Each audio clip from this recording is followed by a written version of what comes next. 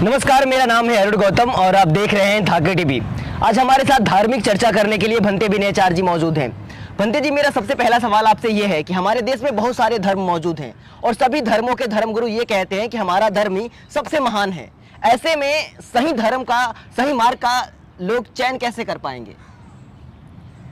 देखिए अरुण जी, आज तक आप भी जानते हैं, आज तक किसी ने अपने घर की छाछ को खट्टी नहीं बताया। सभी लोग कहते हैं कि मेरे घर की छाछ जो है वो मीठी है। हर आदमी अपनी बातों का, अपने विचारों का या अपने धर्म का या संप्रदाय का बहुत गुणगान करते हैं, उसकी उपमाएं गाते हैं, उसको अच्छा बताते हैं, उसको यहाँ तक कि दुनिया का सबसे बेहतर धर्म बताने की कोशिश करते हैं। पर क्या वास्तव में ये सभी लोग जो अपने अपने धर्मों को अच्छा बताते हैं, अपने अपने मजहबों को अच्छा बताते हैं, अपने अपने संप्रदाय को अच्छा बताते हैं, तो क्या निश्चित तौर पे अगर कोई अपनी चीज को अच्छा बताए तो क्या वो अच्छी मान ली जाएगी? अगर लोहार ये कहे कि मेरा जो लोहा है वो सोने से भी अच्छा है, मेरा जो लोहा है वो हीरे से भी ज्यादा अच्छा है, तो क्या ये बात लोहार की मान ली जाएगी? ये बात मानने वाली नहीं है। ये बात मूर्खतापूर्ण हो सकती है, ये बात पक्षपाती हो सकती है। मैं तो निश्चित तौर पे ये कहूंगा, अच्छा धर्म वही है जो धर्म सर्वोपरि पहले इंसानियत को मानता हो, जो धर्म पहले मानवता सिखाता हो, जो धर्म सबसे पहले लोगों के अंदर मैत्री सिखाता हो, भाईचारा सिखाता हो, प्रेम सिखाता हो। मैं ये जानना चाहता हूं सभी धर्म वालों से, अगर वो ये कह दे कि इस पृथ्वी पे अगर हम सबसे पहले किसी को माने तो इंसान को माने, जो धर्म इंसान को सबसे पहले मानेगा, जो धर्म सबसे पहले इंसान को प्राथमिकता देगा, मैं निश्चित तौर पे कह सकता हूं वो धर्म मानने योग्य है। और जिस धर्म में इंसानों को तुच्छ समझा जाता हो और जिस धर्म के अंदर इंसानों को अल्पज्ञानी समझा जाता हो, यानी अपंग समझा जाता हो, नीच समझा जाता हो, जातियों के नाम पर अपंगता दिखाई जाती हो, जातियों के नाम पर शोषण होता हो, तो वो धर्म मानने वाला नहीं है। ऐसे धर्म के साथ जुड़े रहना इंसान की मूर्खता है, इंसान के सबसे बड़ा पागलपन है। इसलिए मैं निश्चित तौर पर कहूंगा ऐसे लोगों को ऐसा धर्म छोड़कर इंसानियत के धर्म में जाना चाहिए।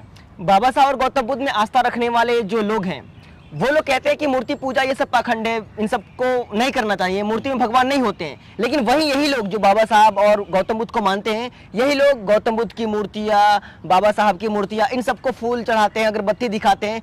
तो वहाँ भी अंधविश्वास पाखंडवाद है, यहाँ भी अंधविश्वास पाखंडवाद है। तो इस चीज़ को लोग अंधविश्वास की नज़र से क्यों नहीं देखते हैं?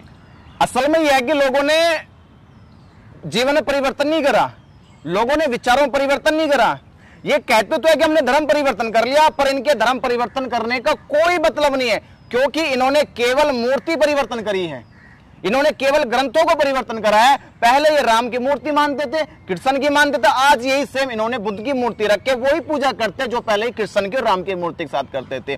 पहले भी ये संस्कृत के श्लोक पढ़ते थे, आज भी ये पाली के श्लोक पढ़ते हैं। यानी इन्होंने जीवन परिवर्तन नहीं करा है, इन्होंने केवल धर्म परिवर्तन में मूर्ति परिवर्तन करी है, ग्रंथों का परिवर्तन करा है। इनकी जीवन शैली वही है जो इनकी जीवन शैली पहले थी। इसलिए मैं अरुण जी कहना चाहूंगा कि अभी तक इनके अंदर मूलभूत परिवर्तन नहीं हुआ है। ये लोग आज भी पुराने संस्कारों पे, पुरानी पद्धतियों पे, पुराने परंपराओं पर चल रहे हैं। इसलिए इनके धर्म परिवर्तन करने का कोई मतलब नहीं है, ये आज भी वही है जो ये कल थे। इसलिए बाबा साहब अम्बेडकर जी कहते हैं कि इंसान अगर पोशाक बदल ले, संत गुरु रविदास जी कहते हैं कि पानी में स्नान करने से और इंसान का मन नहीं बदलता है तो वह ऐसे स्नान 100 बार कर ले, उसके जीवन में कोई परिवर्तन नहीं आ सकता। और बाबा साहब ने कहा कि पोशाक बदलने से केवल शरीर सुंदर दिख सकता है, पर इंसान का चरित्र सुंदर नहीं दिख सकता जब तक वह चरित्र की अच्छी बातें नहीं सीखेगा। इसलिए मैं कहना चाहूंगा कि आप धर्म परिवर्तन कर रहे हैं, अगर धर्म परिवर्तन करने के बाद भी अगर आपने परंपराओं से छुटकारा नहीं पाया,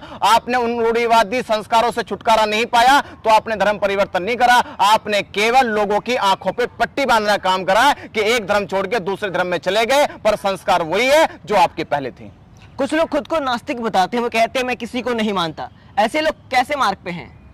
जो अपने आप को नास्तिक बताते हैं, मैं कहना चाहूंगा ऐसे लोग दुनिया के सबसे महामूर्ख लोग हैं।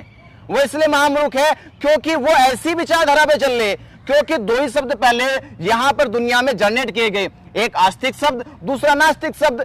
आस्तिक का मतलब होता है जो ईश्वर में, परमात्मा में या ईश्वर की बनाई गई इस पूरी सृष्टि में विश्वास करता है, धर्म का पालन करता है, वो आस्तिक आदमी हो जाता है। और जो किसी को नहीं मानता, यानी किसी को नहीं मानने का मतलब ये होता है कि ना तो मां बाप को मानता है, इसका मतलब फिर ना वो अपने देश को मानता है, ना वो इंसानियत को मानता है, ना वो मानवता को मानता है। मैं निश्चित तौर पे कहूंगा नास्तिक दुनिया का सबसे महामूर्ख इंसान है, क्योंकि उसके अंदर चीजों को जानने की शक्ति कम, नकारने की ज्यादा होती है। तो मैं कहना चाहूंगा बुद्ध को मानने वाले लोग या बाबा साहब अम्बेडकर जी को मानने वाले लोग या संत कबीर नानक को मानने वाले लोग ना तो वो आस्तिक हो सकते हैं, ना ही वो नास्तिक हो सकते हैं। उनका जीवन वास्तविक होता है, उनका जीवन यथार्थवाद होता है, उनका जीवन अल्टीमेट हो जाता है। उनके जीवन में प्रकृति का वो स्रोत आ जाता है कि जो चीज प्रत्यक्ष होती है वो प्रत्यक्ष कहता है, जो अप्रत्यक्ष होती है उसको अप्रत्यक्ष कहता है। तो मैं कहना चाहूंगा नास्तिक लोगों से कि आप नास्तिक ना बने, आप वास्तविक बन जाओ।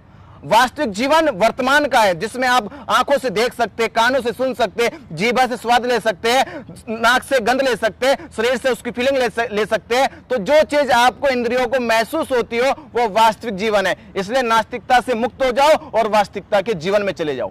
भंते जी, मैंने देखा है कि कुछ भंते जी लोगों के हाथों से ये लाल पीला धागा काट देते हैं और एक व्हाइट धागा बांधते हैं। और यहाँ तक मैंने देखा है कि शादियों में जो शादी पंडित लोग 1 घंटे में करा देते हैं, चलो 500 रुपया दे तो आधे घंटे में वो करवा सकते हैं पंडित लोग, 1000 रुपया दे तो 15 मिनट में शादी करवा देंगे। लेकिन वहीं पर अपने भंते जी लोग जब शादी करवाने जाते हैं तो 2-2 घंटे 3-3 घंटे लगा देते हैं। आखिर वो क्या करते हैं वो? देखिए, मैं निश्चित तौर पे कहना चाहूंगा जो काम पहले पुरोहितों का था, आज वो काम मुझे लगता है 99% नहीं, 110% वो काम आज भिक्षु कर रहा है। भिक्षु वो काम कर रहा है जो काम पहले पुरोहित करता था। यानी कि ऐसे काम जो काम इंसानियत के कम, मानवता के कम, वो कर्मकांड के ज्यादा है, पाखंड के ज्यादा है। तो आज भिक्षु क्या कर रहा है? आज उनका विचार देखिए, वो पहले लाल धागे बांधने वाले का विरोध करते हैं, काला धागे बांधने का विरोध करते हैं, वो लोगों के हाथों से काला धागा खुलवा देते हैं, लाल धागा खुलवा देते हैं, फिर अपने बैग से निकालेंगे सफेद धागा और सफेद धागा बांधने और कहेंगे तुम्हारा रक्षा सूत्रगा। कोई पूछे भाई लाल रंग में कौन सी दिक्कत थी, काले रंग में कौन सी दिक्कत थी, जो सफेद रंग में आकर वो समस्या हल हो गई? तो आपका मूर्ख बनाया जा रहा रंगों के नाम पर। वैसे शादी के नाम पर जब पहले ब्राह्मण पुरोहित शादी कराता था तो लोगों को दिक्कत होती थी। आज वही शादी अगर फेरे जा रहे तो कहते कि आप बुद्धिस्ट शादी करो, पर उस शादी को जब तक भिक्षु नहीं कराएगा तब तक वो शादी मान्य नहीं होगी। इसलिए भारतीय संविधान कहता है शादी का सबसे सच्चा और सबसे सटीक प्रमाण है तो आप संविधान के द्वारा शादी कर लीजिए। संविधान के द्वारा शादी करके उसके बाद आप बुद्ध के द्वारा दी गई शिक्षाओं को अंगीकार करें, उसका आचरण करें।